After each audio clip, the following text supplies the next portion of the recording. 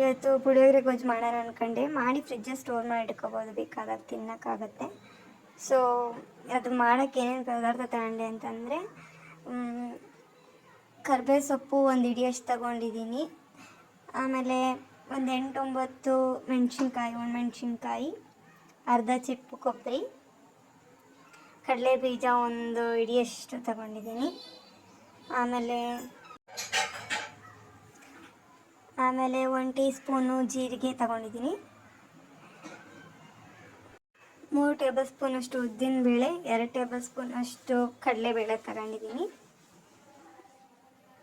ಇದನ್ನು ಸೈಡಿಗೆ ಎತ್ತಿಟ್ಕೊಂಡು ಒಂದು ಪುಳಿಯೋಗರೆ ಪ್ಯಾಕೆಟ್ ತಗೊಂಡಿದ್ದೆ ಹೆಂಗಾರು. ಇದು ಗೊಜ್ಜು ಟೈಪಲ್ಲೇ ಇರುತ್ತೆ, ಬಟ್ ಆದರೂ ಟೇಸ್ಟಿಗೆ ಚೆನ್ನಾಗಿರುತ್ತೆ ಅಂತ ಈ ಪೌಡರ್ ತಗೊಂಡಿದ್ದೀನಿ. ಆಮೇಲೆ 1 ಕಪ್ ಆಗೋಷ್ಟು ಹುಣಸೆಹಣ್ಣು ದೊಡ್ಡ ಒಂದು ಕೈ ಗಾತ್ರದಲ್ಲಿ ತಗೊಂಡಿದ್ದೆ. ಅದು ಬ್ಲ್ಯಾಕ್ ಕಲರ್ ಹುಣಸೆಹಣ್ಣಲ್ಲ, ಇದು ಬ್ರೌನ್, ಸ್ವಲ್ಪ ಹುಳಿ ಕಡಿಮೆ ಇರುತ್ತೆ. ಆಮೇಲೆ ಅದನ್ನು ಚೆನ್ನಾಗಿ ಕಿವುಚಿಟ್ಕೊಂಡೆ. ಸೋಸಿರೋ ಹುಣಸೆಹಣ್ಣಿಗೆ ಚೆನ್ನಾಗಿ ಬಾಣಲಿಲಿ ಹಾಕಿ ಕುದಿಸಿ ಗಟ್ಟಿಯಾಗೋವರೆಗೂ ಕುದಿಸ್ಬೇಕು. ಅದಕ್ಕೆ ಒಂದು ಸ್ವಲ್ಪ ಬೆಲ್ಲ, ಒಂದು ಚಿಟಿಕೆಯಷ್ಟು, 1 ಟೇಬಲ್ ಸ್ಪೂನಷ್ಟು ಅರಿಶಿನ, 1 ಟೇಬಲ್ ಸ್ಪೂನಷ್ಟು ಉಪ್ಪು ಹಾಕಿ ಚೆನ್ನಾಗಿ ಕುದಿ ಬರೋಕ್ಕೆ ಬಿಟ್ಕೊಂಡೆ. ಆಮೇಲೆ ಪೌಡ್ರ್ ರೆಡಿ ಮಾಡ್ಕೊಳ್ಳೋಣ ಅಂದ್ಕೊಂಡೆ, ಹಂಗಾಗಿ ಸ್ವಲ್ಪ ಎಣ್ಣೆ ಹಾಕ್ಕೊಂಡೆ. ಅದಕ್ಕೆ 1 ಟೇಬಲ್ ಸ್ಪೂನಷ್ಟು ಜೀರಿಗೆ ಹಾಕ್ಕೊಂಡೆ.